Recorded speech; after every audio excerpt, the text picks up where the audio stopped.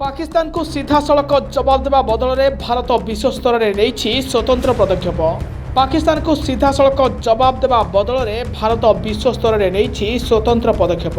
भारत एभली योजना करिछि आसंता 9 तारिख जाए शांति रे सोई परिबेनी पाक सरकार। आसंता 9 तारिख रे पाकिस्तान को मिलिथिबा अंतर्जातीय ऋणर समीक्षा हेबो।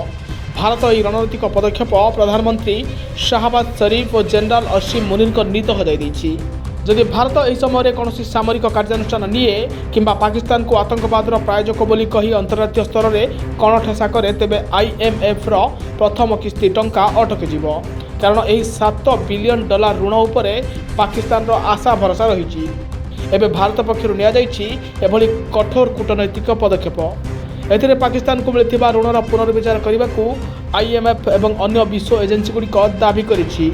एणु आक्रमण नक उभय प्रधानमंत्री शाहबाज शरीफ और सेनामुख्य असीम मुनीर निद हजाई भारत।